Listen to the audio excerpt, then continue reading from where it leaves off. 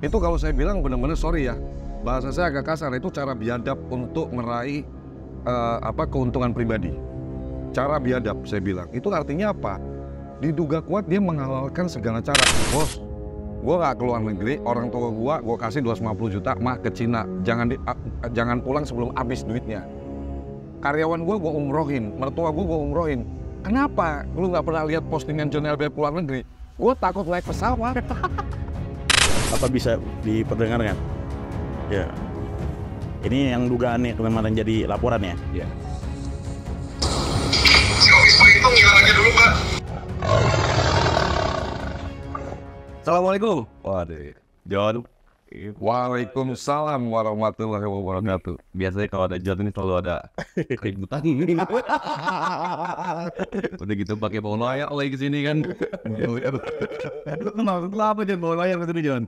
Karena gue tuh udah kayak Upin Ipin. Di mana ada job, di situ ada lawyer gue. Iya. Kenalin dulu dong. Ngerti siapa? Ini namanya Maci Ahmad SHMH. Ya akhir-akhir ini selalu viral ya. Selalu viral. Muncul mulutnya juga dia. Tapi kan sebelum sama gue juga dia udah top juga sih. Dia udah 12 tahun kan. Pengacaranya Baim Wong juga. Pengacaranya Adam Denny. Ya kan? Ya, tapi yang keren ya, dia jadi pengacaranya Adam Denny, tapi halal-bihalal ke Ahmad Saroni mulu. Tuh Adam Denny itu dulu itu resepnya. Dulu waktu permasalahan sama Jering, saya pegang kuasanya, tapi saat bermasalah sama Bang Ahmad Saroni, saya nggak ada kuasa, saya juga nggak menandatangani kuasa juga. Iya. Tapi kalau sama John, lawyer fee aman lah ya? Lawyer fee aman. Berapa kali lipat dari normal kan? Iya. Itu gue gak bayar. Karena ada koramu ya. Baru viralnya. Bodoh banget gue. Udah gue bikin terkenal, dia masih bayar lagi aja gitu. Ini gue merasa perlu gue gali ya John ya. Konteks lo dari kemarin gue ikutin tuh di sosmed lo, di Instagram lo semua mengenai Richard Lee ya. Richard Lee yang kejadian di Padang, apalagi di kampung gue tuh bro. Ya, lu asli Padang ya bro ya? Iya, gue betul orang Piringgi. Padang tuh ibu kotanya Sumatera Barat lah. Iya. Kemarin gue lihat lu kencang banget di situ bro. Lu berapa kali bikin video, bisa dibilang kencang lah. Iya. Agak kencang. Udah kalau kayak gitu berarti tandanya tuh udah ngamuk tuh tadi. Gimana tuh bro ceritanya? Jadi gue nonton berita itu, pemberitaan itu tanggal, kalau nggak salah ya, tanggal 26 April 2024. 26 April 2024 yang bersangkutan ini memposting di sosial media dia pribadi. Dia mengumumkan ke publik bahwa klinik saya ini kemalingan, padahal belum dibuka. Jadi poin per poinnya saya highlights nih. Kliniknya dia kemalingan, padahal belum dibuka di Kota Padang.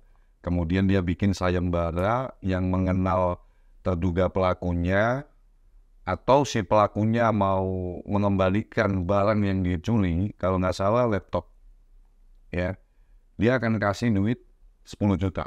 Jadi kayak dibuat sayembara. Di situ dia publis juga rekaman CCTV waktu kejadian kliniknya dia kemalingan. Ya. Cuman yang menjadi janggal adalah slide pertama dia ada postingan lain juga. Slide pertama itu ada narasi dia, ya sudahlah nggak apa-apa namanya, kurang lebih saya simpulkan dia kayak nggak apa-apa lah, udah musibah dan lain-lain gini. Terus slide keduanya ada tulisan Athena Padang akan tetap buka tanggal 1 Mei dan saya akan tetap hadir di Athena Padang. Saya orang strategi pemasaran juga, saya punya banyak bisnis juga. Saya melihat kejanggalan di sini adalah diduga kuat memang ini gimmick atau strategi pemasaran yang di-approve, disetujui oleh, ya kita tahu bersama lah, klinik Athena punya siapa, itu kan. Jadi ketika itu berita viral, polisi itu karena pencurian itu kan bukan delik aduan, ya kan. Polisi begitu mengetahui ada tindak pidana, dugaan tindak pidana pencurian, dia akan bergerak karena itu tupoksinya polisi untuk mengungkap perkara tersebut. Nah, didatangilah dari tim Klewang, dari Polresta Padang. Oknum yang diduga melakukan pencurian itu namanya Candy. Ini hasil dari Jadi ini yang nyuri itu. Iya, jadi dari polisi Kasat ya. Kasat udah ngumumin namanya Kenny. Jadi gue tahu namanya Kenny kan. Itu di Polres Padang ya? Polres Padang. Jadi begitu tim kelewang dari Polres Padang datang ke klinik tersebut, ini si Kenny-nya lagi santai-santai. Duduk di dalam ini. Terus ditanya kan, ada kan percakapannya pun sudah beredar juga di medsos kan. Kenapa kok kamu melakukan itu? Ya disuruh. Oh udah laku. Ada. Jadi ketika polisi bertanya sama orang yang diduga melakukan pencurian di klinik Athena Padang. Rekaman video dengan Udah sampai pengakuan gitu berarti udah gak diduga lagi dong kan? Pengakuan dia kan. iya. Ketika si Candy itu bilang, saya disuruh oleh kalau nggak salah yang disebut itu dokter inisial F.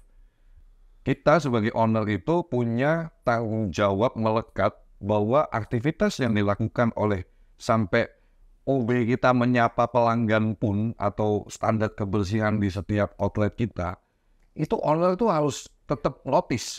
Nggak mungkin kita, ya berarti lu nggak siap jadi pemilik bisnis kalau ada sampai lu nggak mengetahui ada sebenarnya. Saya juga kuat ini ya sepengetahuan pemilik Athena.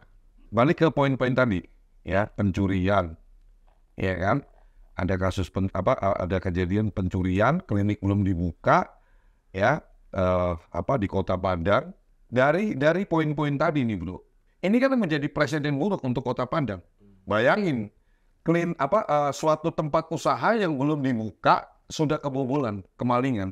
Padahal kita tahu bersama bahwa Kota Padang ini mendapat predikat angka kriminalitas terendah. Ada kriminalitas tapi nggak tinggi kriminalitas di sana. Itu mungkin lo juga bisa confirm kan karena lo orang Padang juga.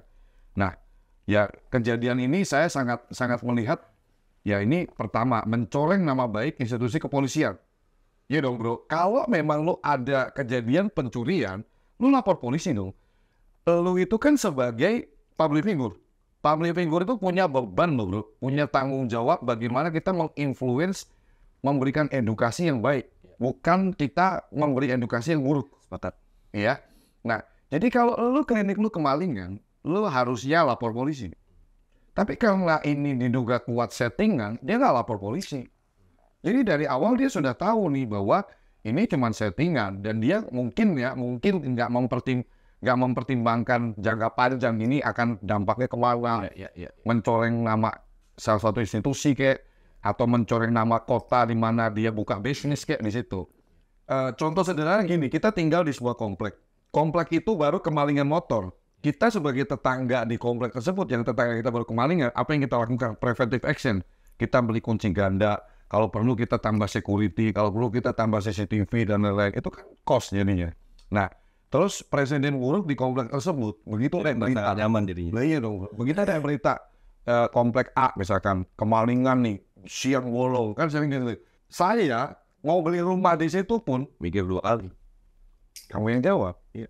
Nah itulah yang kenapa saya bersuara kenceng, karena gue bilang ini nolak, ya nolak abis. Kamu kelihatannya, sorry ya, titelnya berpendidikan, tapi dia nggak berpikir jangka panjang, ini implikasinya seperti apa, dampaknya seperti apa, apakah nanti akan merugikan orang lain atau merugikan nama baik wilayah dan lain-lain.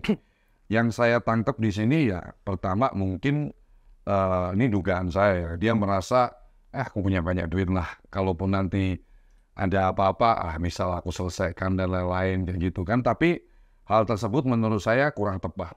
Dan kenapa John LBF keras?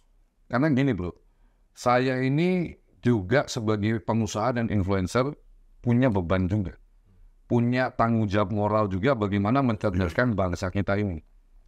Saya pastikan, sangat yakin orang Indonesia ini, negara kita ini bos, begitu ada sesuatu yang dinilai, wah ini boleh juga nih, ide nih, gitu ya, dan terbukti, misalkan nantinya ya amit-amit polisi nggak berani memproses lebih lanjut perkara ini akan jadi role model bos. Akan ada siapapun orang mau buka usaha atau orang di-endorse, kamu se-endorse brand ini, influencer ini, dia bisa kepikiran ide itu, bikinlah konten-konten yang misalkan kemalingan dulu atau mohon maaf ya diperkosa apa pegawainya di situ, tapi itu just konten, bukan kejadian yang sebenarnya. Seolah-olah benar gitu ya. Seolah-olah benar. Nah ini yang harus saya suarakan sebagai influencer, sebagai public figure juga, untuk bagaimana meminta kepada Kepolisian Republik Indonesia untuk mengusut tuntas perkara ini, dan tolong tentukan setelah polisi investigasi nanti ditelusuri, dipanggil segala macam, tolong tentukan ini boleh atau tidak. Itu aja yang kami minta. Kalau polisi pun nanti bisa oh ini tidak ada unsur pidananya, nggak apa-apa. Oh berarti kami punya landasan yang sudah tetap. Buktinya polisi tidak memproses, misalkan ini berarti saya boleh nanti. Gue punya bisnis banyak juga. Boleh juga dong gue promosiin seperti itu nantinya. Tapi kalau Khawatirkan begitu maksudnya. Iya. Tapi yang saya harapkan jangan sampai ada yang seperti ini lagi. Karena hal seperti ini sangat merugikan banyak pihak. Ya, banyak pihak. Pertama, kalau memang akan ada konten-konten seperti ini lagi tersebar, ya sudah pasti institusi Polri marwahnya nggak ada dong, bros. Iya kan? Loh, kamu terjadi tindak pidana pencurian di klinik kamu, bukannya lapor polisi, malah bikin sayembara untuk orangnya datang sendiri atau suruh orang untuk ngasih tahu keberadaan pelaku ini. Kenapa lu nggak percaya sama polisi? Gitu, kan sederhana berpikirnya kita seperti itu. Dan yang kedua, Kota Padang, ya suka nggak suka dengan kejadian ini, image-nya kan, wah, misalkan aku mau buka cabang di Padang, tetap instruksikan ke tim dong, hati-hati ya, jangan sampai nanti kejadian kayak klinik yang kemarin tuh, tiba-tiba taruh laptop yang benar ya, sudah pasti saya sebagai pemilik bisnis akan menyarankan ke tim saya untuk preventive action, kurang lebih seperti itu sih bro. Iya. Tapi kalau konteks itu ya bro, Ji, ini kita bicara hukum ya Ci. Di dunia sosial menurut gue juga sangat gak sepakat kalau memang betul itu terjadi ya. Kalau memang betul itu dikondisikan. Karena yang tadi seperti yang John bilang, narasi seperti itu nanti yang kita khawatirkan tuh bisa dibuat lagi, warar lagi. Jadi jurisprudensi terakhir ya. Buat lagi. Jadi sebuah ketetapan yang diperbolehkan akhirnya nanti. Besok kalau kita mau bikin viral barang apa kayak misalnya produk lo, kita bikin aja tadi yang misalnya ini diperkosa, tolong dicari orang. Yes, atau dibegal atau apa, atau amit-amit bro, yang ekstrimnya. Mohon maaf ya, terjadi pembunuhan di toko saya. Iya kan? Tolong yang tahu pelakunya nih, tolong saya kasih 100 juta. Tokonya di sebuah wilayah A gini misalkan nih. Dia buka toko di situ. Wah, dan mereka menyorot nih, toko kok bisa ada pembunuhan di situ. Terus ternyata cuman konten bohong-bohongan. Iya. Yang jelas kalau di dunia hukum, Ci. Di dunia hukum sendiri, wilayah ini itu deliknya pengaduan atau apa gimana? Kalau untuk yang pencurian itu kan wilayahnya bukan kelah delik. Kalau yang pencurian itu delik biasa, bukan delik aduan atau kelah delik. Ketika adanya polisi mencari tahu siapa pelakunya, itu menjadi kewajiban polisi tanpa harus adanya aduan dari masyarakat. Nah, celakanya ketika sudah ada yang mengaku dan ada sosok yang memviralkan di sosial media mengenai ternyata pemberitahuan itu bohong, itu bisa masuk undang-undang ITE. Beberapa tahun lalu kan ada contoh dari kasus Ibu Ratna Sarumpait yang dulu ya pernah juga menyebarkan berita hoax ya, yang akhirnya sampai diproses hukum. Itu saat itu ada Undang-Undang 1 tahun 1946 pasal 14-15 yang sekarang sudah dicabut oleh MK tahun 2023 kemarin. Di Undang-Undang ITE yang sekarang ada pasal 28 ayat 3 yang ancamannya 6 tahun penjara dan denda 1 miliar rupiah. Di mana isinya Dan denda, bukan atau denda. dan denda. Dan bunyi dari pasal 28 ayat 3 mengenai perubahan kedua Undang-Undang ITE, Undang-Undang 1 tahun 2024 yang sebelumnya adalah Undang-Undang 19 tahun 2016 perubahan atas Undang-Undang 11 tahun 2008, di mana berbunyi setiap orang yang dengan sengaja menyebarkan informasi elektronik atau dokumen elektronik yang diketahuinya adalah berita bohong yang menyebabkan kerusuhan di masyarakat. Seperti itu. Yang menyebabkan kerusuhan di masyarakat. Iya. undang-undang dulu pernah diakomodir oleh Undang-Undang 1 tahun 1946 yang sudah dicabut oleh dibatalkan oleh MK. Seperti itu. Tapi di konteks ini apa ada yang disebabkan kerusuhan nggak? Ya, kerusuhan itu kan nanti bisa diserahkan ke. Tapi ini aduan atau nggak perlu aduan? Tanpa perlu aduan? Ya sudah perlu aduan Kalau juga IT sih. ini, Perlu aduan. ada delik aduannya? Delik aduan yang harus ada informasi atau dilaporkan dari masyarakat. Udah banyak bro, LP ini banyak. Udah banyak LP. Yang melaporkan ini sudah banyak di Polres. Yang saya tahu yang di Polresta, kan di berita juga banyak. Ketik aja di Google juga muncul semua. Ada ada mahasiswa pada demo. Ya kemarin juga kan sampai kalau nggak salah di klinik yang bersangkutan sama di Polres, di Polda juga ada demo dari gerakan mahasiswa di Padang. Ya. Saya kira ini juga artinya kan memang masyarakat Padang juga merasa benar-benar geram dengan kejadian ini gitu loh. Dan yang saya baca di beberapa media ada aliansi-aliansi, terus LBH, terus ada dari perkumpulan-perkumpulan apa, bahkan ada yang orang pribadi juga kalau nggak salah ya. Sudah Itu bikin laporan polisi sudah cukup banyak. Aku kan nggak tahu ya. Itu sudah memenuhi nggak unsur apa namanya tadi di pasarnya kerusuhan publik apa? Ya, kalau di Undang-Undang 1 1946 itu kan undang-undang pada zaman Pak Soekarno itu kan masih bahasanya kericuhan, sekarang kerusuhan. Dan nanti kita kembalikan kepada ahli pidana dengan demonya banyaknya masyarakat dan banyak pertentangan selain di sosial media dan di fisik ruang publik. Tapi penjelasan dari pasal 28 ayat 3 itu adalah kerusuhan di ruang publik. Seperti itu, dan banyaknya polemik juga ya kan seperti itu. Itu menurut saya sih bisa masuk. Karena kalau kita cermati dari Kasat Polresta Padang, dia menunggu laporan dari masyarakat. Udah ada kan? Udah ada. Setelah didalami kasus pencuriannya ternyata bohong, yang sudah diakuin oleh fix tuh bohong udah. Iya, karena diakuin sama pelaku. Iya, sudah diakui bahwa itu sebuah settingan. Nah, ketika orang yang memviralkan itu kan ikut mendistribusikan. Setiap orang yang dengan sengaja mendistribusikan juga itu udah artinya sudah menyebarkan pemberitaan hoax seperti itu. Masyarakat akhirnya juga menjadi ramai, gaduh, dan terbukti ada beberapa demo. Saya kira kan maksudnya gini loh bro, kemarin sudah ada demo. Justru yang harus kita cegah adalah jangan sampai masyarakat ini merasa skeptis. Aku udah demo kemarin, amit-amit nih ya. Saya sampai bilang amit-amit nih. Nanti bisa ada demo-demo yang lebih keras. Iya. Kan itu harus dicegah bro. Itu kan harus dicegah dengan apa? Polisi harus segera mengumumkan dan menganggap serius ini masalah. Tapi dari sikap polisi khususnya di Polresta Padang ya kemarin kan juga akhirnya dapat langsung segera. Betul. Cepat juga geraknya. Oh sangat, saya apresiasi juga. Polisi dari Polresta Padang itu luar biasa loh. Jadi kalau nggak salah tanggal 26, terus dia umumin jadi lucunya gini bro, dia ngumumin kemalingan tapi diselipin promo. Klinik gua kemalingan nih gini kan. Nanti gua tanggal 1 Mei akan buka.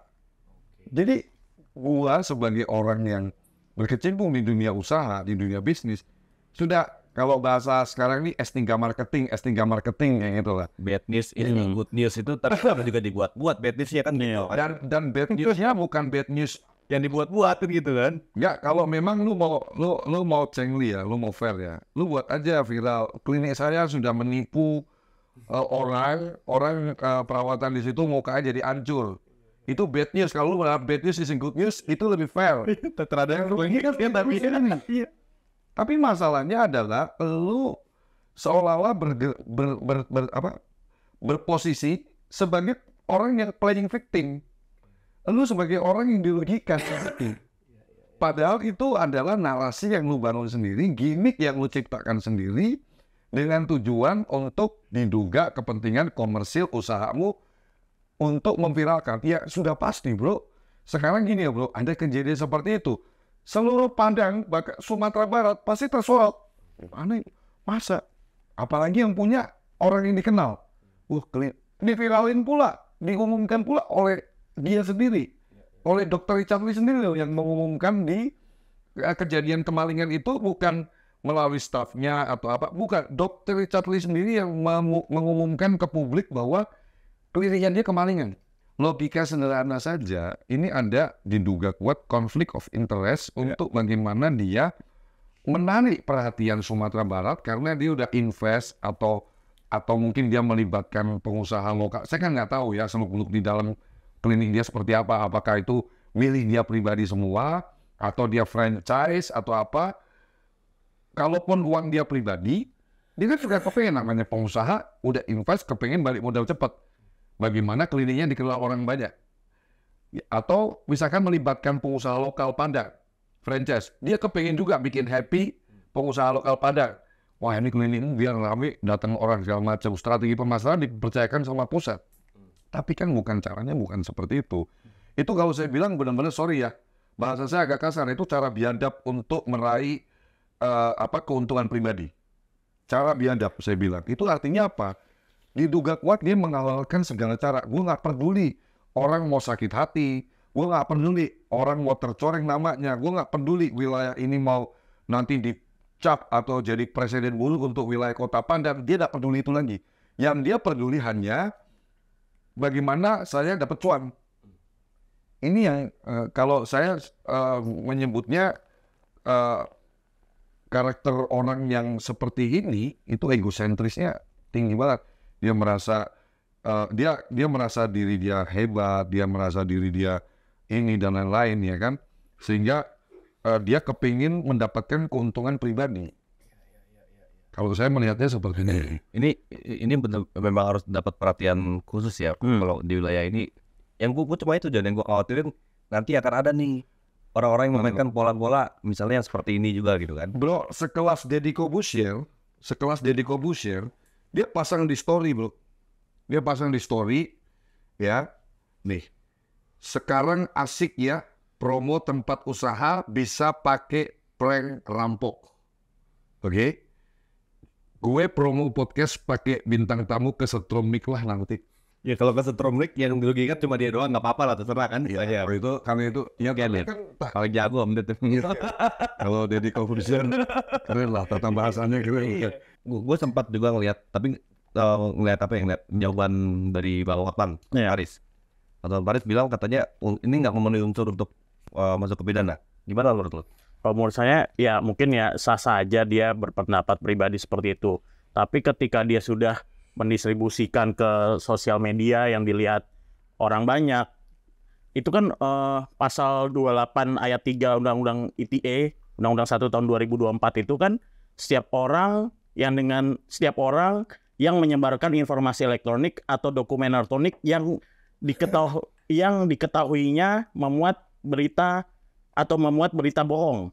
Itu kan artinya apakah seseorang yang menyebarkan berita tersebut mengetahui bahwa berita itu adalah hoax atau berita bohong yang akhirnya dampaknya bisa menyebabkan masyarakat adanya kerusuhan, ada pertentangan di umum atau di sosial media. Kerusuhan itu haruskah jadi kerusuhan atau cuma sekedar keributan udah cukup memenuhi unsur nggak? Nah itu nanti harus ada ahli pidana yang bisa menjelaskannya nanti di kepolisian. Tetapi kalau kita lihat kan adanya kasus pencurian, dari pencurian itu dia menyebutkan itu adalah hoax ya.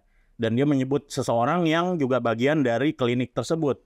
Nah kuncinya dari dokter yang menyuruh ini, apakah dia menyebut orang lain? Nah ketika dia itu sebagai bisa aja menjadi petunjuk. Karena bagaimanapun orang yang menyebarkan di sosial media ini adalah bagian juga adanya keterkaitan dari usaha tersebut. Kalau dia menyebut seseorang, akhirnya dia mengetahui bahwa itu adalah berita bohong, nah itu masuk pasal 28 ayat 3. Dia sudah mengetahui itu adalah berita bohong, tapi dia sebarkan. Seperti itu. Kalaupun nanti dia ngeles misalkan, saya nggak tahu gitu. Ya, dia yang mendistribusikan kan. Dia mengumumkan, bahkan dia yang mempublish gitu kan. Saya sih pesimis ya kalau dia nggak mengetahui hal ini. Saya sangat pesimis. Makanya kemarin saya juga sempat bikin video. Dek Candy, saya bilang, kalau memang nanti sampai amit-amit ada yang mencoba mengintervensi kamu untuk menarik statement kamu, ya kan? Atau mengintervensi lah ya. Saya, John Elbab, akan jagain kamu. Jangan rubah apa yang kamu sudah sampaikan di awal, karena itu sudah direkam, sudah dicatat oleh pihak kepolisian kan. Pihak kepolisian ini kan independen, tidak bisa diintervensi oleh siapapun. Kemarin juga sempat diduga ada percakapan WhatsApp, ada voice note di situ milik oknum dokter ini. Ya, diduga ya, karena itu asli apa tidak sebetulnya yang bisa mengetahui ya pihak kepolisian nanti yang akan mengecek secara yang ada voice note juga. Siapa yang publish itu? Pablo ya publish ya? Iya, tapi sebelum Pablo itu Ada yang menyebarkan nggak ada yang menyebarkan dulu. sosial media. Kalau nggak salah itu nama pemilik akunnya Maxi Kerker. Maxi_Kerkel. Itu dia posting di story Instagramnya dia. Baru si Pablo nonton, terus dia bertanya. Kalau si Pablo ini kan sifatnya, ini suara lu bukan gitu, dia sifatnya bertanya tuh. Tapi berdasarkan Bang Abimanyu ya, kalau nggak salah itu kan dia pakar teknologi telematika gitu ya. Dia ada sempat diwawancara oleh Cumi-Cumi kalau nggak salah itu. Dia bilang katanya menurut yang bersangkutan, kalau nggak salah ya, kalau nggak salah dengar, dia bilang AI itu tidak bisa menirukan secara identik suara orang tersebut.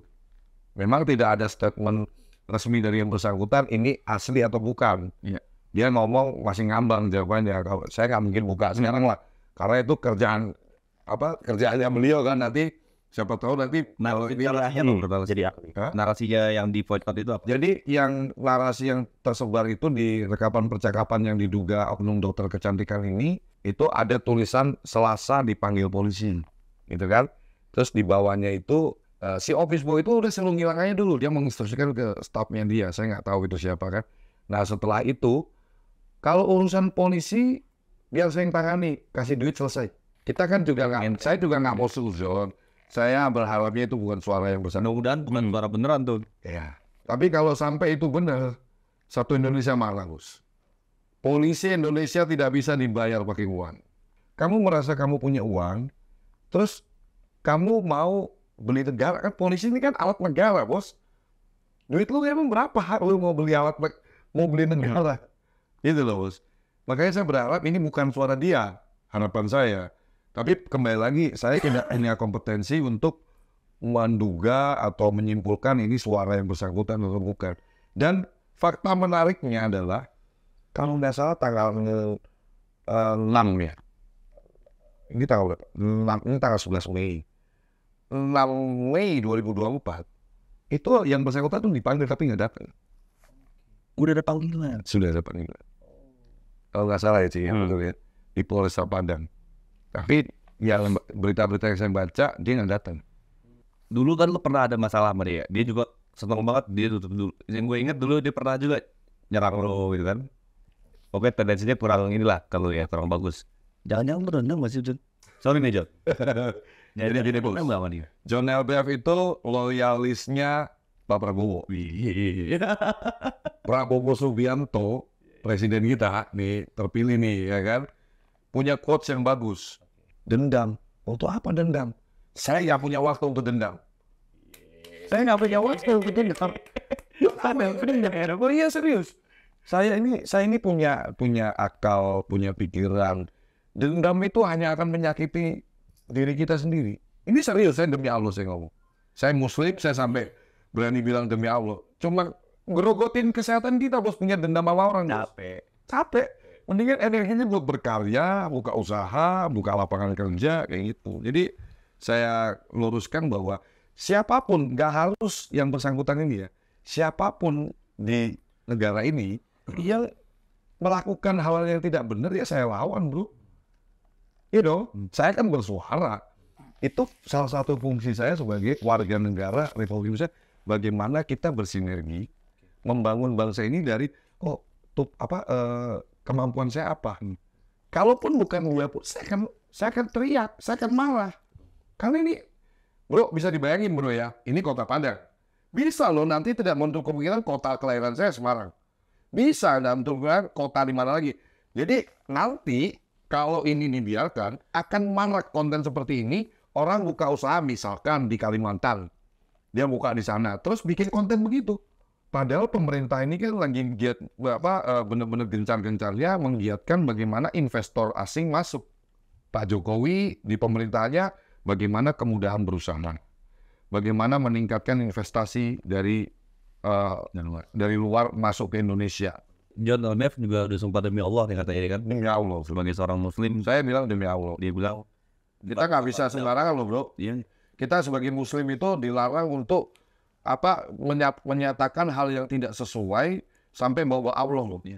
Jadi saya sampaikan, saya sangat mengagumi Pak Prabowo Subianto, idola saya bro, jujur. Dan beliau punya seorang Pak Prabowo Subianto. Berapa kali disakiti orang, Sudah berapa kali sakitin orang, dia bisa menyampaikan dari hatinya, dia keluar dari mulutnya, dendam. Buat apa dendam? Saya nggak punya waktu untuk dendam.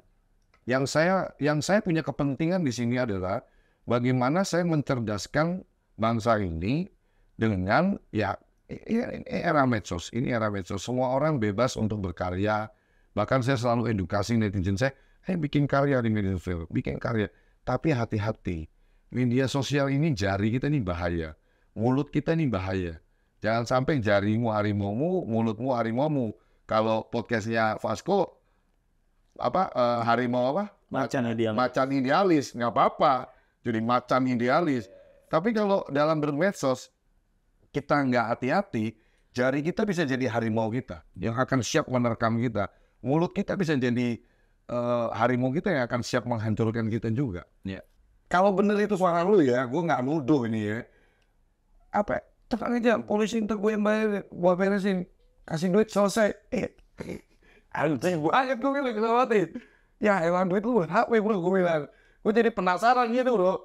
Ya mungkin gue duit nggak banyak lah, tapi gue berani lah kalau untuk mau ngetes dia, berani lah. Jurnalnya berani lah. Serius, ini aku ngomong di podcast Macan Idealis loh. Bukan kita mau ngomong pepesan kosong loh. Kalau ada tajir-tajiran berani. Ya berani lah, emang kenapa? Makanya saldo nggak ada suaranya bos. Makanya saya selalu bilang gini ya ke follower saya, ke netizen saya gini.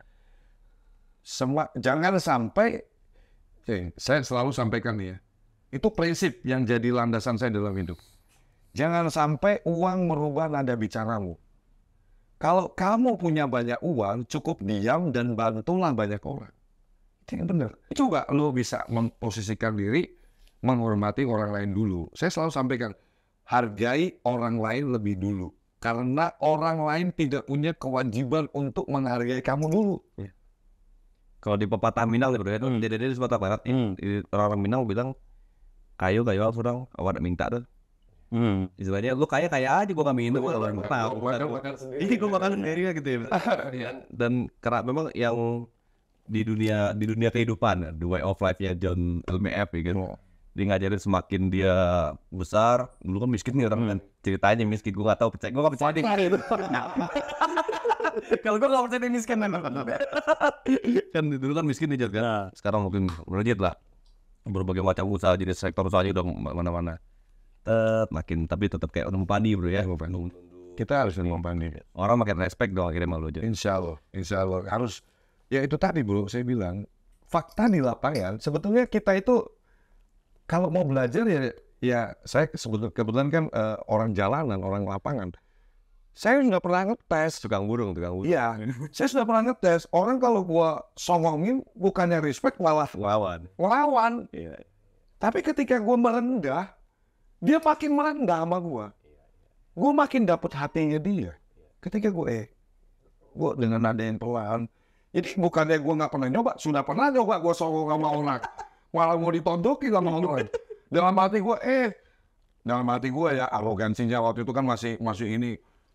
Gue punya banyak duit udah mati gitu kan. Gue punya duit loh. Lu kayaknya penampilan tuh nggak punya duit. Dari situ kan kita belajar bro. Learning by doing. Oh berarti gue nggak boleh kayak begitu. Gue nggak boleh merendahkan orang. Gue nggak boleh nganggap orang itu lebih rendah.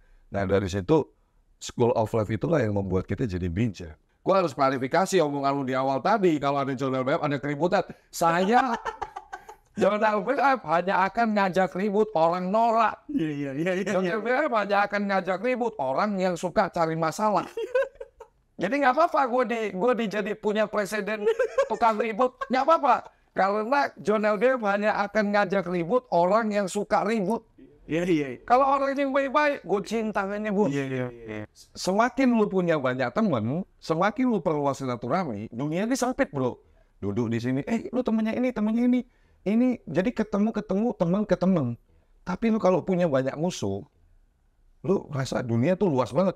Gue kesini, ada nggak musuh gue? Ada nggak musuh gue? Gitu, ngapain lu hidup nggak tenang? Hidup cuma numpang minum kok sebentar. Kayak gue di tempat lu nih, gue minum nih, habis. Selesai podcast, ngapain? Gue mau jongkok di sini sampai 5 tahun ke depan. Balik gua. Iya. Singkat bro. Iya. Saya orang Jawa asli. Orang tua saya mengajarkan nilai-nilai itu. Urip wong ngelot mobil. Gitu ya. Hidup itu cuma dia. Hidup itu cuma numpang minum. Kalau lu bisa perbuat baiklah sebanyak-banyaknya. Satu lagi, quotes-nya Pak Prabowo yang paling keren. Boleh ya, gue kasih tahu ya. Bantulah orang sebanyak-banyaknya kalau kamu bisa. Kalau kamu nggak bisa bantu banyak orang, bantulah satu orang. Kalau kamu nggak bisa bantu satu orang, minimal jangan menyusahkan orang lain. Nah ini, kejadian ini, saya sangat sesal. Kan Pak Prabowo. Sangat, bos. Ini jubir siapa sih sebenarnya gue tuh? Kok jadi banyak biaya ngomong sama bapak gitu kan? Jadi apa namanya ya kayak gitu lah. Maksudnya kejadian ini saya sangat yakin mungkin nggak Anda juga yang nggak bersuara tapi dipendam dalam hati. Kok kayak gitu ya? Kamu datang ke kota saya kok bikin kayak begini kayak gitu ya kan? Jadi kita kalau mau melakukan sesuatu bijaknya itu dipikir dulu baru dilakukan. Ya. Dan saya tadi mau menanggapi sedikit pertanyaan beliau ke lawyer saya tentang pengacara yang bersangkutan. Di situ pun saya poin per poin saya highlight. Ya kan saya partner dia. Ya kan? Dia udah ngomong sama dia cerita sama gue. Gue perlu sampaikan di sini. Tidak ada yang salah ketika seorang penasihat hukum sekaligus partner bisnisnya yang bersangkutan ini menyampaikan statement seperti itu. Justru aneh kalau Pak Hotman Paris bilang, oh ini salah ini harus ditindak nih. Salah dong bro, kita lihatnya aneh dong. Lu PH-nya kok malah nyala-nyalain, lu partnernya kok ini kan, ada apa nih gitu kan. Justru itu yang normalnya seperti itu, dia akan bela kliennya. Tapi kembali lagi, ini yang menentukan kan bukan Pak Hotman Paris. Yang menentukan adalah penegak hukum, aparat penegak hukum, APH. Ya kan? Di situ polisi, kita tolong dukung aja, masyarakat dukung semuanya. Jangan sampai polisi tidak memproses ini dengan cepat. Ya. Saya menghormati. Dan saya yakin semua masyarakat juga mau. Apapun keputusan polisi, kita hormati. Tapi ingat, akan ada dampak loh. Setiap kita mau ngambil keputusan kan ada dampaknya, baik dan buruknya. Itu tolong dipertimbangkan untuk jangka panjang. Iya. Itu harus dipertimbangkan untuk jangka panjang. Ini harapan kita bareng-bareng lah ya sambil apa namanya? Gue pengen tahu juga teman-teman yang nonton ini tanggapannya apa tentang konteks ini ya. Di sisi lain John, gue penasaran John. Gue mau nanya sekarang lu usaha lu sekarang makin melejit John. Ya, alhamdulillah. Apa rumusnya John? Rumusnya? Iya. Ini jangan normatif, yang teknis langsung. Oke. Gua nggak suka normatif. Gua orang lapangan. Orang lapangan itu nggak bisa disuruh ngomong A jadi B. Serius, temen lu pasti banyak banget. Orang lapangan tuh nggak bisa pencitraan, nggak bisa nutup-nutupi sedih gue tunjukin, nangis gue tunjukin, gembira gue tunjukin. Kenapa? Sekarang gini bro, kenapa gue buka usaha terus? Kita makan cukup 3 kali sehari bos. Nggak bisa lebih. Saya alhamdulillah dengan satu perusahaan aja, saya bisa makan. Kenapa saya buka bisnis terus? Saya sampaikan bahwa usaha itu yang saya buka, itu adalah tempat untuk karyawan-karyawan saya untuk learning by doing, mencuri ilmu yang banyak di perusahaan saya, dapat gaji di perusahaan saya, nanti saya akan mencetak banyak-banyak pengusaha lainnya. Karena saya Jonel Web nggak mungkin punya 100 perusahaan, nggak mungkin. Bisa stop gue. Bagaimana caranya? Ya saya buka bisnis, supaya ada penampungan untuk karyawan itu bekerja ya berkarya di situ, mencuri ilmu yang baik di situ, nanti dia keluar 2 atau 3 tahun aja, bos suruh. Ini corporate lawyer semua perusahaan saya, bos. Boleh ditanya, briefingnya saya sama Pak Sabar, partner saya sama. 2-3 tahun aja kerja, habis itu buka usaha. Pemerintah nggak bisa. Juga di sosmed. Ya, pemerintah nggak bisa loh. Itu bukan pencitraan dong. No, boleh dilihat, boleh ditanya ke karyawan saya semua. Ini bro, kalau Anda yang berpikir, masyarakat berpikir, ini tugas pemerintah aja, itu masyarakatnya skeptis, saya bilang. Negara ini nggak bisa kerja sendiri. Negara itu harus didukung oleh rakyatnya. Nah, cara mendukung salah satunya apa? Oh, tupoksi saya sebagai pengusaha apa? Ya saya buka bisnis. Saya rekrut buka lapangan kerja. Di situ saya ajarin orang. Habis itu dia mampu, otomatis kan otak manusia ini kan berkembang bro. Kerja, oh gue ngeliat coba bisnis ini. Udah 2 tahun kerja, gue punya tabungan, gue punya ilmu di sini. Gue keluar resign, buka usaha. Minimal 1 orang yang usaha itu akan membuka minimal ya admin, marketing. 2 orang lapangan kerja terbuka. Minimal banget lah. Minimal. Iya. Kalau saya terus, ya, apalagi bisnis utama saya kan penerbitan legalitas usaha murah kan, 4 juta orang udah bisa jadi punya akun PT ya kan. Jadi orang bikin PT, gue yakin banget, sangat yakin dia pasti minimal buka rekrutmen admin Itu sama 4 juta itu udah semua kan? lengkap dari akta pendidikan notaris, SK Kemenkumham, OSS LBA, NPP Badan sampai buka rekening PT. Dan bahkan untuk nge-support milenial, saya mendukung program pemerintah dalam kemudahan berusaha. Saya beli ruko, saya beli kantor di gedung gitu-gitu ya. Saya sewain untuk virtual office. Khusus yang usianya milenial 35 tahun, gue kasih gratis sewa kantor 1 tahun dengan 4 juta itu. Untuk domisili di situ berarti. Iya, dia boleh meeting di situ, dia boleh pakai ruang meeting di situ, dia bisa ketemu klien-kliennya di situ, dia punya pride, oh gue perusahaan baru, tapi kantor gue di gedung mewah, ruang meeting gue mewah, ada profesor resepsionis, Itu udah masuk 4 juta itu. all in.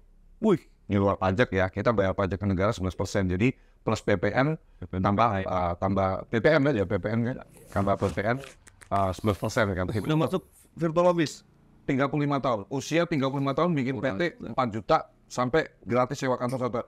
Nanti dia perpanjangan tahun depannya cuma 2 juta setahun. Iya. Sewanya, setahun loh. Kayak gitu. Jadi kembali ke topik tadi, ya saya John LDR, saya sangat berharap banget hal ini udah menjadi isu nasional menurut saya.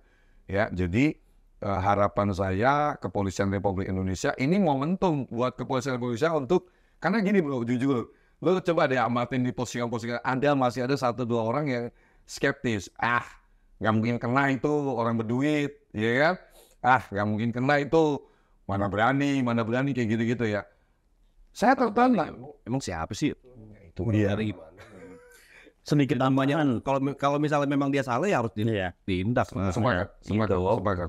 Mau siapapun dia, istilahnya siapapun. Sedikit tambahan Bang Fasko, Bang John, terkait voice note yang tersebar itu mengenai kepolisian itu sudah adanya laporan dari sahabat polisi Indonesia dan juga Bang Sunan Kalijaga. Oke. Sudah jadi laporan di Polda Metro Jaya hari Jumat itu sudah. Sunan udah lapor ya. Tanggal 11 sama sahabat polisi 10 Indonesia. Mei kemarin sudah bikin laporan di Polda Metro.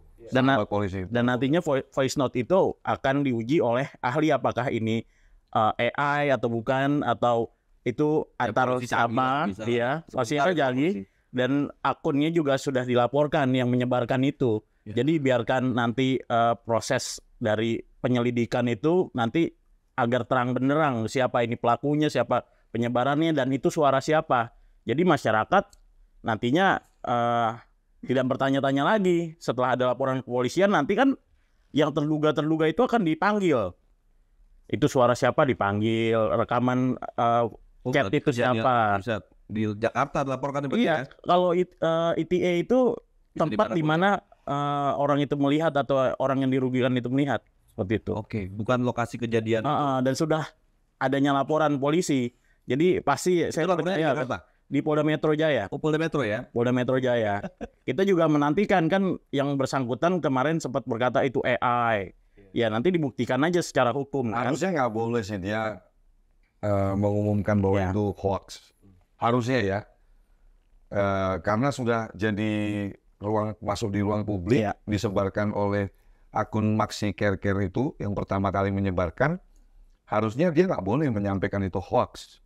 Karena bukan tupoksi atau kewenangan dia untuk menyampaikan itu. Bukan keahliannya. Sudah bukan keahlian juga, dia nggak ada latar belakang keahlian di bidang itu. Terus dia langsung menyampaikan itu hoax, harusnya sih nggak boleh menurut saya ya. Karena sudah masuk ke ruang publik, bro. Ya. Ruang publik ini ada pakai gitu saya bilang. Ini yang agak lucu di sini nih ya. Kamu tinggal di negara ini harus percaya sama APH kita. Polisian, kejaksaan harus didukung. Nggak bisa kamu skeptis, nggak bisa, kita itu nggak boleh skeptis loh. Aparat penegak hukum kita harus kita support. Kalau ada kejadian seperti itu, harusnya kalau saya jadi dia, saya lapor polisi. Saya lapor polisi. Pak, ini tersebar di sini, Bapak tolong uji. Ini siapa yang menyebarkan nih? Ya kalau mau benar. Oh iya, Kalau mau benar kejadian. iya kan? Harusnya dia, kalau gue jadi dia, gue ada voice kayak gitu, gue laporin polisi. Oh, dianya langsung laporkan. Iya dong, harusnya. Kok foto gue disebarin gitu ya? Oh iya, ini ada orang yang juga mungkin kalau dia nggak merasa itu bukan suara dia ya, Iya. harusnya dia Dirugikan dong harusnya. dirugikan, dia melaporkan polisi. Ini bukan suara saya ini Pak, tolong Pak, cari Pak, siapa pelakunya kan gitu. Iya. Ini kan dia mungkin kayak Apa tanggapan dia soal voice itu ada? ya hanya posting, Apa tanggapan dia? terus dia bilang ini AI ya, ini hoax. Oh, itu bukan dia bilang. Dia bilang seperti itu. Kan ya kembali lagi bro, menurut saya bukan kewenangan dia untuk menyampaikan itu. Oke. Kompetensi dia nggak di situ juga. Itu jadi nggak boleh. Itu cara yang ya itu tadi kembali lagi. Kenapa lu nggak lapor ini jadi voice note? Iya. Kita ngeliat ya bro, dampak-dampak psikologis orang-orang yang gimana ya? Sekarang ini banyak orang-orang yang mencoba untuk populer demi tujuan tertentu. Ya boleh-boleh sah-sah aja, tapi jangan juga dengan cara-cara yang negatif kan itu John ya.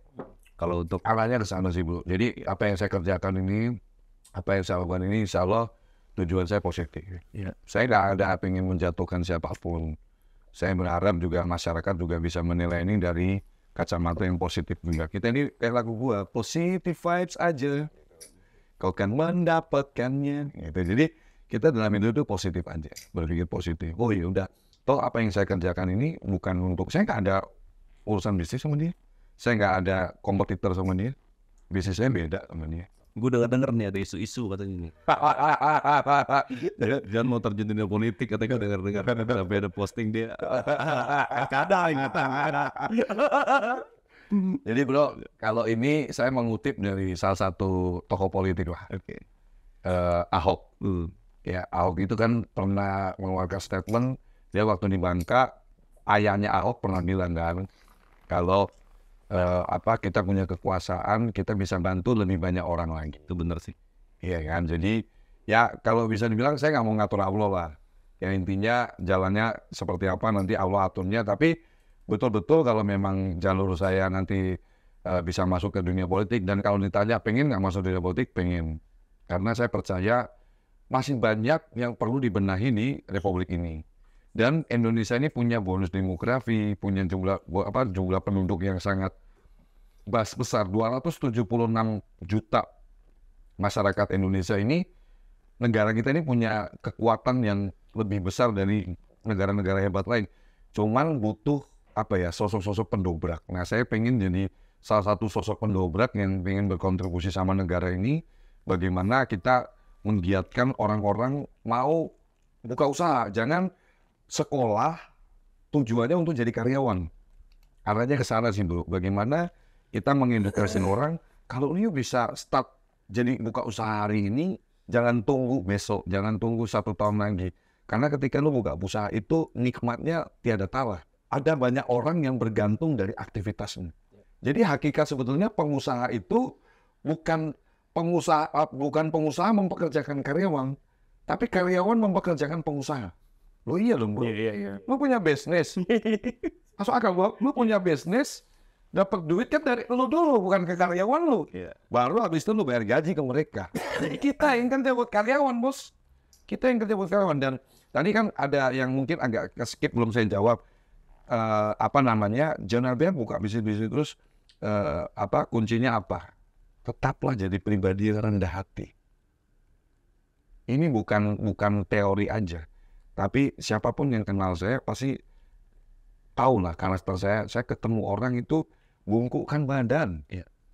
Ledakan dirimu. Tahu Raffi kan bro ya? Raffi Ahmad, iya. Raffi udah setinggi itu Wah itu sih panutan gua itu. masih begitu, dia masih ngelayanin orang-orang collab ini, keren. Bro, Selama dia ada waktu ya, ya. dia pasti masih ngelayanin. Dan dia, saya dengar ya, banyak banget dia bantu promosiin usaha orang itu free. UMKM saat itu free, sebesar Raffi loh ya. Bahkan yang saya kan tahu Raffi ini susah banget, sibuk. Ya kan waktunya seminggu. Saya chat nih bro, kurang dari 5 menit dibalas. Kurang dari 5 menit dibalas. Kemarin saya minta video ucapan ulang tahun, gue kemarin lupa mau minta ucapan dulu. Ya kan, gue WA Raffi nih, tolong bikinin ucapan ulang tahun buat saya. Siap Bang Jon, saya lagi di pesawat, landing, saya saya bikinin, langsung landing dikirim. Itulah Raffi. Okay, Itu orang keren. ya jadi besar itu. ini masyarakat kan generasi muda kita. Jangan jadiin Jon LB panutan dulu lah. Raffi Ahmad dulu lah minimal. Gue kan basically gue juga pengusaha dan di dunia politik juga ya. Memang kalau harapan dan tujuan lo itu mau bermanfaat buat manusia, buat orang banyak, gue ngerasain bener-bener di dunia politik itu kita jauh bisa lebih bermanfaat buat orang. Jon. Betul. Misalnya gini Jon ya, lo sebagai pengusaha nih Jon, ya berapa sih duit lo 100 miliar misalnya, lo punya 100 miliar, berapa yang mau lo buang buat manfaat? Oh iya. Berapa persen misalnya? Sebut berapa? Ya misalkan 50%. Jarang lah orang mau buang 50% dari hartanya ya untuk buat orang-orang banyak ya. Sedekah itu 2,5% palingan kan. Bro, gue bukan ria ya. Gue bukan ria nih. Ini nanti sampai sebelum gue masuk gerbang rumah, ini gue ngomong demi Allah nih. Sebelum gue masuk gerbang rumah, ini duit harus habis. Oke. Saya setiap hari bro, saya mulai sekitar dari tahun 2022 awal. Setiap hari ini bukan ria, tapi tujuan saya untuk memotivasi lu punya duit, bantu orang. Karena duit tinggal dibawa mati. Saya setiap hari bawa 10 juta dan harus habis. Harus habis. Demi Allah. Tapi itu maksud gue persentase dari berapa persennya? Iya, lumayan lah bro kalau Ada 50% ya? ini belum yang lain kan. Paling itu cuma berapa persen dari jalan. Maksud gue gini. Itu kecil lah. Maksud gue gini. Gue percaya dengan kita banyak berbagi, itu rezeki kita luas. Gitu loh. Jadi yang tadi saya bilang ini bro. Kan kamu bilang tadi tanya berapa persen. Saya berani bilang 50%. Oh iya. Serius nih. Nah ini salah satunya maksudnya jarang. Serius nih. Jarang banget ada Jon. Nggak serius nih. Jarang banget ada. Karena di hukum agama cuma 2,5% kan zakatnya. Kan waduh ramai juga itu. Ini kan udah 2,5% tuh. Ya anggaplah orang berani buang tuh rata-rata paling 10% lah. Anggap dia punya 100 miliar paling dia buang 10 miliar. Tapi di dunia politik bro, gua nggak perlu punya duit 100 miliar bro. Kita bisa dengan kebijakan kita, lahan kita, bisa bangun masjid 100 miliar. Ya. Kita bisa bangun jalan 200 miliar. Ya. Itu ya buat gua pribadi dan ya mungkin lu juga rasakan itu kalau misalnya nanti next step lu mau di dunia yang lain habis ini ya. Kepuasan gitu. Iya, itu ada tanggung nggak pakai duit kita kan. Iya, betul. Negara. Kebijakan Kita bisa memberikan manfaat kepada orang banyak akhirnya. Nah, kayak gitu gitu. Sepakat. Jadi itu salah satu yang membuat saya ya kalau ada jalan kepingin ke sana ke dunia politik itu saya seseorang yang punya pemikiran bahwa saya sepakat dengan pemikiran itu ketika kita punya kekuasaan kita bisa bantu lebih banyak orang lagi. Karena kita lagi ngobrol di sini bro, radius 20 meter dari tempat kita ada orang yang mungkin lagi menahan lapar karena dia nggak punya duit. Ada orang yang lagi tidur di lantai tanpa alas. Itu jadi mungkin sebagian orang mungkin yang skeptis yang lihat ya lu apa sih. Saya tidak bertanggung jawab sama manusia. Saya bertanggung jawab sama Tuhan. Jadi apa yang saya sampaikan ini kalau tidak sesuai dengan hati saya, tidak sesuai dengan fakta, ya urusan gue bukan sama manusia, bro. Ya. Orang boleh menilai saya apapun, tapi saya nggak, gue orangnya nggak peduli omongan orang. Itu salah satu yang membuat saya, ya dengar, tapi gue nggak ambil pusing gitu loh, bro. Karena prinsip gue nggak minta makan dari lu. Gue nggak suka ngerepotin lu. Ya kan, saya nggak punya hutang 1 rupiah pun sama orang. Kita hidupnya tuh enak, jadi orang free gitu loh bro. Jadi orang bebas tuh enak, nggak beban gitu loh. Lu bisnis nggak pakai utang? Buka kantor nggak ada utang, boleh dicek. Dari hasil aja lu nggak ada ke bank itu nggak ada, boleh dicek. Ini jejak digital loh bro, nggak main-main loh bro, dia rekam loh bro. Kalau sampai faktanya saya buka bisnis minta pinjaman modal dari bank kan, ya nggak ada yang salah juga bro. Ya nggak salah, tapi kan gue hoak. Ya nggak salah tapi kan gue hoax. Iya. Jadi kan lu lebih senang syar'i ini ya. Jadi yang sifatnya investasi bagi hasil gitu ya. Ya, salah satunya juga kan dari hal itu. Memang ya kita ini kan pendosa ya bro ya. Tapi kita berusaha untuk lebih baik. Kayak contoh karyawan gue aja skup kecil. Gue nggak mau karyawan gue pinjol. Kalau sampai ada pinjol gue pecat. Lu kalau butuh duit ngomong ke perusahaan gue pasti bantu asal itu mendesak. Itu fakta. Dan saya saya gila bro. Saya percaya semesta itu akan mendukung kita. Awal kita itu niatnya baik terus. Sepakat. Ngalir aja gitu. Tapi kalau lu arogan, kalau lu songong, hari apes tuh nggak ada di kalender. Gue kasih tahu. Ada waktu keplesetnya. Itu yang gue mau kasih tahu. Ada waktu keplesetnya. Kawan lu itu udah pernah kepleset kan? Udah. Hah? Udah kan? Udah. 2021 kan udah kepleset ya? Udah pernah. Saya mau kencing dulu. Mereka itu bahkan disematkan sama dia. Kenapa nggak bercermin gitu loh? Kenapa nggak bercermin? Hidup yang paling enak itu hidup bebas, bukan di dalam sel. Itu kan bener kan?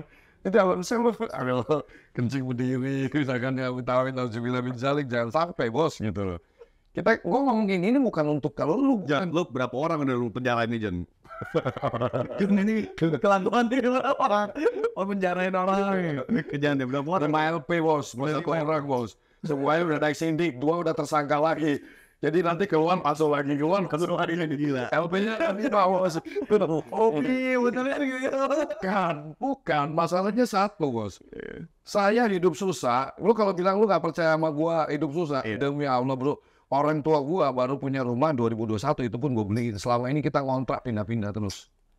Nah karena gini Johan, gua kan banyak ketemu dengan para pengusaha-pengusaha besar nih ya di negara ini ya bro ya. Kalau dia cerita dulu dia susah, kita mau nggak mau percaya bro. Karena kita paham maksud gue ya. Dia udah sukses nih, mau cerita dulunya kayak gimana, ditambah-tambahin pun boleh kok dia kan. Kalau makan nggak sukses, kentut pun Percaya kan dia kan dulu begini. Oh iya bisa begitu ya, bisa begitu ya. Makanya pertama kali gue ngundang dia, gue gak percaya lu susah dulu. Gue gak percaya lu kaya. Katanya lu kaya. sampai sekarang 2 kali. Dan pas ada nggak percaya Gue percaya lu susah. Kalau maksud gue ya, kalau toh susah nggak sesusah itu, tapi ternyata kan jangan bilang bener gue susah. Ingat tadi. Nikah. Saya nikah itu istri saya suka cerita. Gue cerita yang bini lu naik dia betul handphone negara itu kan. Iya. Kita nikah aja 500.000 doang buat kekauan doang. Saya makan nasi garam itu dari kecil bro. Telur dibagi 5 itu udah. Makanya bro, lu boleh tanya novel. Gua kalau dia novel Sunan Kalijaga lu tanya, Mau novel tahu lu susahnya? bukan style gua. Oh, oke. Gua kalau diajak meeting nih mual sama Sunan Kalijaga itu paling males gua. Tulisan semua bos. Gua lebih baik makan di warteg. Itu sop, penuh gua Langsung sebut ya. nasi, sop, Tempe. sama sambal, tempe udah selesai. Dulu dia utama kali gue lidah, dia pakai kopi yang ini bro maunya. Kopi Belas panas tinggal. Iya. gimana bro? Lu dari tadi lu makan sate padang. Iya. Karena emang dari biasa kecil lu makannya itu kan. Iya. Jadi nggak bisa kita. Makanya gua tuh ada orang yang bilang katanya orang kaya tapi nggak pernah keluar negeri. Bos, gua nggak keluar negeri. Orang tua gua kasih 250 juta mak ke Cina. Jangan pulang sebelum habis duitnya. Karyawan gua umrohin, mertua gua umrohin. Kenapa? Lu nggak pernah lihat postingan John LB keluar negeri? Gue takut naik pesawat. Gue takut naik pesawat. Iya. Karena gue nggak terbiasa dari kecil. Orang tua gue nggak punya. Gue nggak pernah diajak jalan-jalan keluar negeri. Jadi gue udah nyoba. Bukan nggak pernah ya. Gue ke Pekanbaru udah, ke Malaysia udah, ya kan? Ke Bali udah pernah naik pesawat. Tapi itu tidak. Jadi kayak gue kayak gitu. Kok kayak mau liburan tapi tantrum dulu di pesawat. Jadi kayak takut gitu loh. Bukan berarti nggak percaya Tuhan dong, takut. Ya, gue nggak bisa kayak gimana sih, kayak natural aja gitu loh. Gue kayak bukan masalah iman atau apa, bukan. Kayak fobia ketinggian gitu loh. Gue kayak di atas gini nih. Dia orang susah nggak gitu banget juga kayaknya. Orang susah nggak gitu banget. Karena gue susah banget. Jadi gitu banget, Pak. Karena gue susah banget, jadi gitu banget, bro. Jadi ada yang bilang nggak pernah keluar negeri. Ya kan keluar negeri bukan standar orang kaya apa enggak kan. Ini kan gue berangkatin orang. Karyawan gue berangkatin orang tuanya umroh. Gue belum umroh. Bukan nggak mampu ya. Takut lagi menyakiti mental ya Allah. takut gue naik pesawat bro, jujur bro, takut gue naik pesawat. Kepengen gue segera, karena gue muslim ya bro. Allah tuh ngangkat derajat gue luar biasa, sumpah. Bayangin bro, gue nggak punya apa-apa. Sekarang di titik hari ini. Dan kembali lagi ke tadi yang lu bilang, kenapa lu kok menjarain orang ini, bos? Saya 7 tahun di dunia lomba burung. Boleh ditanya kalau ada tetangga yang main burung John LBF, lovebird money-nya ya, itu bayaran 60.000 sehari. Itu aja gue nggak mau nyuri, bos. Gue nggak mau nyolong, gue nggak mau nyakitin orang, gue nggak mau nipu orang. Masa sekarang gue punya duit, gue nipu duit receh 1,8 M? Bukan saya sombong nih, nanti nyepelin lagi. Bilang, oh sok kaya lu. Kalau posisi sekarang gue boleh nyebut duit 1,8 M receh. Karena gue mampu ada duit segitu. Jadi kalau lu nuduh gue nipu 18 triliun, aku gak ada tuh duit tuh gitu loh. Bisa tuh. Itu kalau mau nuduh gue nipu yang lebih heboh gitu loh. Yang kira-kira dia nggak punya duit segitu gitu. Dikira ya sekarang hasilnya dia masuk penjara 5 LP. Nanti Oktober keluar ya. Polisnya 1 tahun ya. Nah, ini lagi banding, jasa kan lagi banding. Kalau tetap polisnya 1 tahun, berarti Oktober keluar.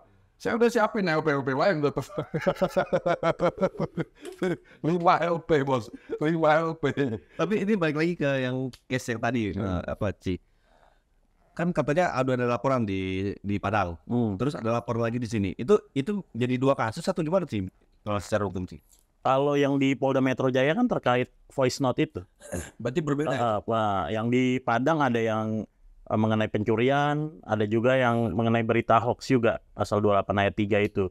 Jadi LP-LP berbeda. Begitu. Dan nantinya menurut saya itu ada bisa ada petunjuk dari LP-LP yang lain. Karena kan dari voice note itu dia berkata suruh ini dulu OB-nya kabur dulu kalau nggak salah seperti itu Di voice note. di voice note itu. Gitu Berarti ada petunjuk untuk yang di pencurian itu nanti kan akan dipanggil juga tuh dari klinik-kliniknya, dan juga ada hubungannya juga sama yang berita hoax yang menyebarkan. Berarti case yang terpisah tuh ya? Case yang terpisah. Laporan yang terpisah berarti itu ya? Laporan terpisah itu ya ada yang pencuriannya, ada yang 28 ayat 3, ada juga yang mengenai voice note itu pasal 28 ayat 2 mengenai SARA dan hoax, mengenai SARA. Bukan penghinaan kepada lembaga itu. Nah, tapi masuknya pasal 28 ayat 2 mengenai SARA. Itu kan mengenai iya, itu laporan dari sahabat polisi Indonesia dan ini kan. Itu kan antar golongan mungkin ya dari kepolisian juga. Masuknya ke pasal. Boleh nggak sih mengeluarkan opini? Boleh nggak sih? Itu suka-suka lu aja. Ya opini gue gini loh. Voice note itu disebarkan, rekaman voice note itu disebarkan hari Sabtu kalau nggak salah. Yang saya janggal, kok dia bisa di-chat itu kok. Kan panggilan polisi itu direct ya. Ke orang-orang tertentu ya, yang memang lagi dipanggil.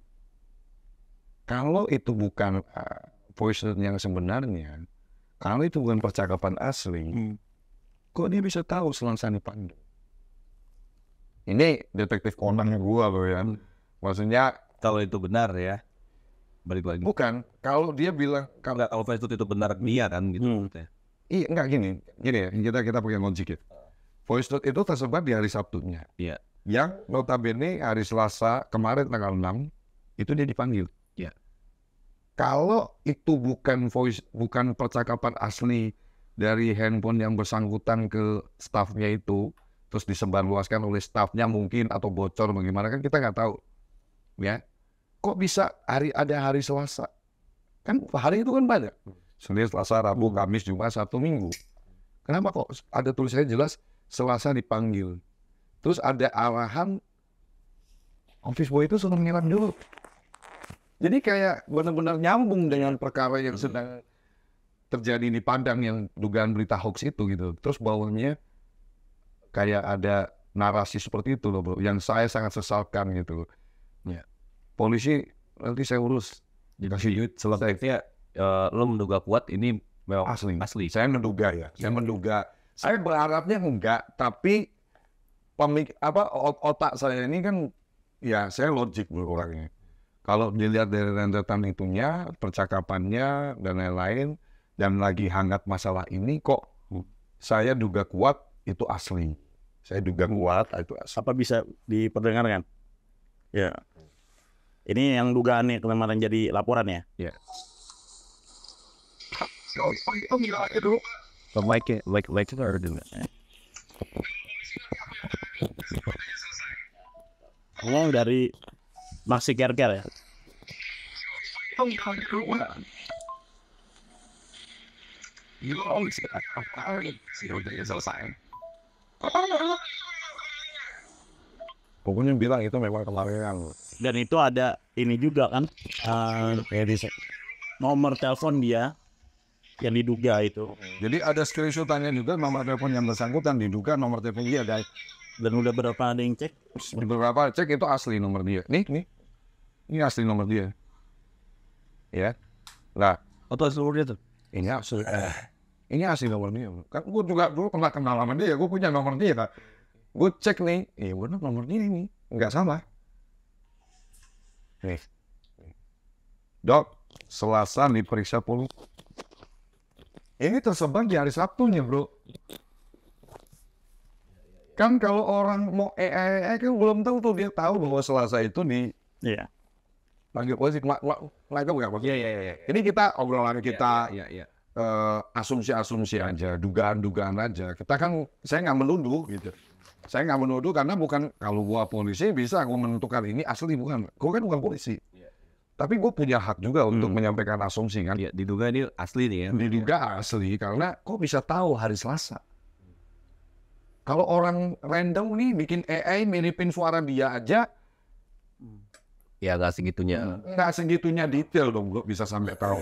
Masa polisi yang dibuat amit-amit nih, masa aparat penegak hukum yang bikin itu kan nggak mungkin juga bro. Masa aparat penegak hukum melanggar hukum? Kayak kurang kerjaan. Buat kerjaan banget. Dan nanti biasanya bang itu akan ada lapor. Di lapor itu kan semua percakapan yang dihapus semua terbuka semua, muncul semua. Ya biarin nanti polisi yang kerja kan, apa nih taris Iya. Mau lu hapus chat juga kan ketahuan tetap. Polisi canggih bro. Iya. Dan gini bro, Nggak perlu disentuh tuh handphone juga bisa kelihatan. kata kuncinya seperti ini bro dari yang apa kita bahas hari ini. Saya juga cukup menyesalkan ya sampai detik ini saya belum lihat dia itu ada statement terbuka. Saya minta maaf ya Kota Padang atas kejadian ini.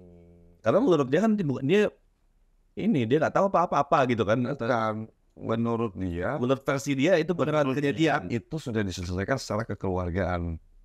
Menurut versi dia itu beneran ada kemalingan dan sudah diselesaikan secara kekeluargaan. Oh jadi bener-bener ada kejadian kemalingan itu. Bener-bener maling. Versi dia nih ya. Tapi Nggak pasca lapor semua ini ada nggak dia ngomong apa gitu bro? Ada. Sama sekali nggak ada. sama sekali. Jod ini Apa ya? negatifnya apa sih nih orang gitu loh? Masa orang nggak mungkin dong positif mulu kan? Ya paling ini aja sih cepet tersulut emosi aja. Tapi habis itu reda, nggak sampai 5 menit 10 menit ya udah. Setelah diomongin reda, udah nggak ada apa-apa udah. Iya. Seperti itu aja sih. Biasanya gitu sih.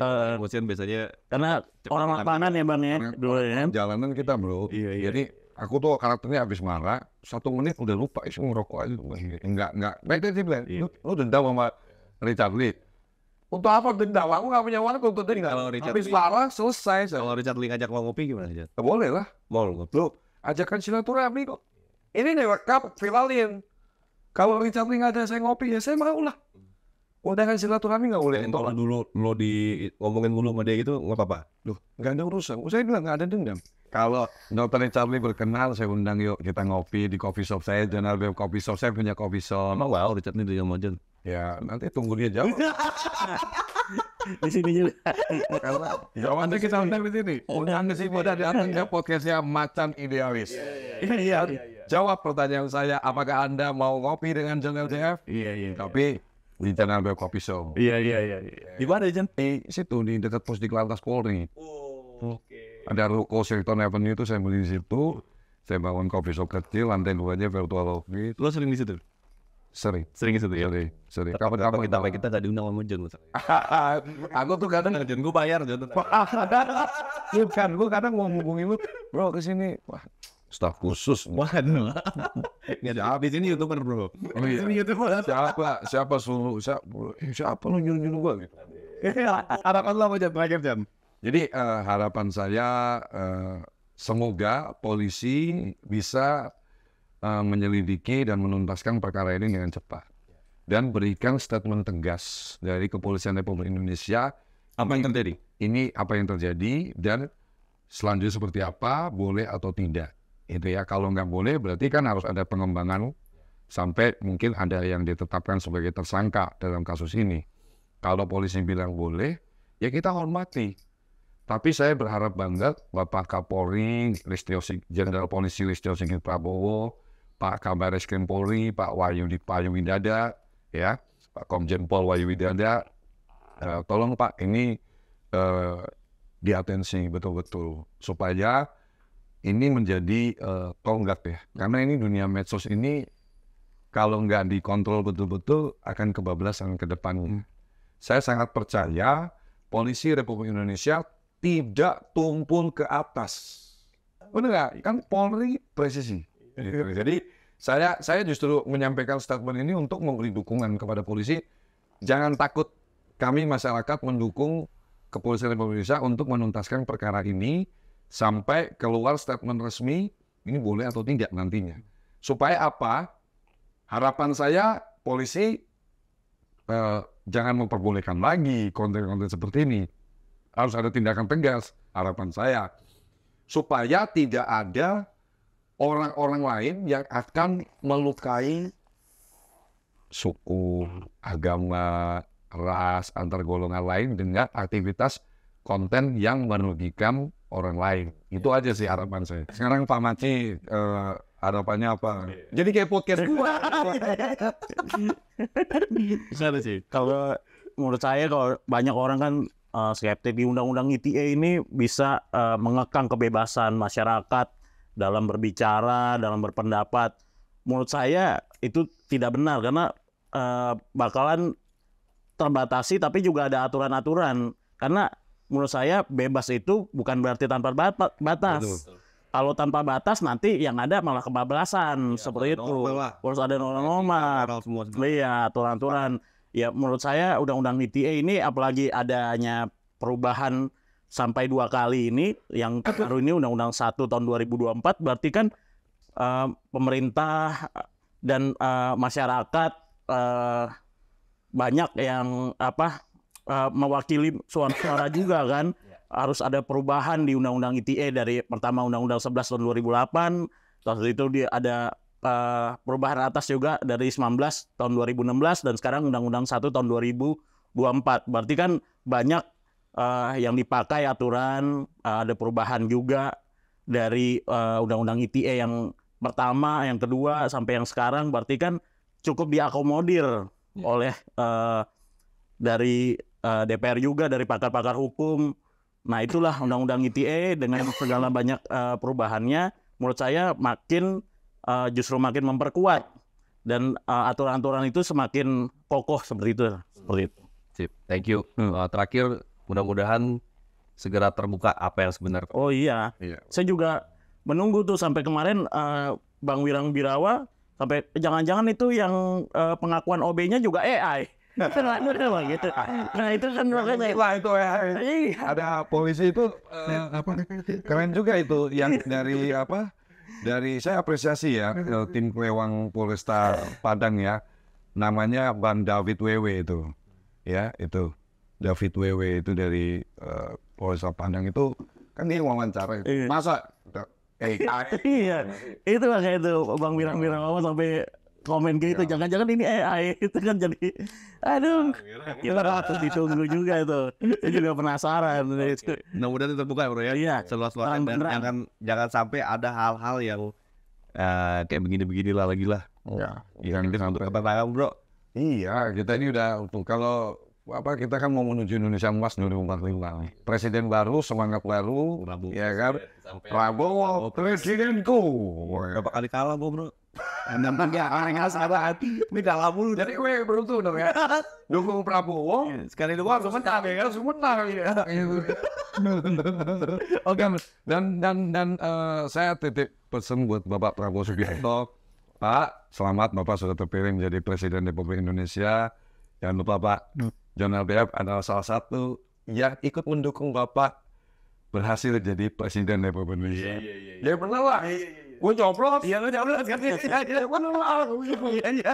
Lu juga boleh. Lu nyoblos kan kan. Sungguhan. Ya, berarti lu boleh bilang, Pak, gara-gara saya nyoblos, Bapak menang loh, Pak. Kau Kenapa tuan? Thank you banget. Nah, nanti Kalau nggak diputus nggak habis-habis tuh poin 2 jam. Kita ngomong 2 jam. Assalamualaikum warahmatullahi wabarakatuh.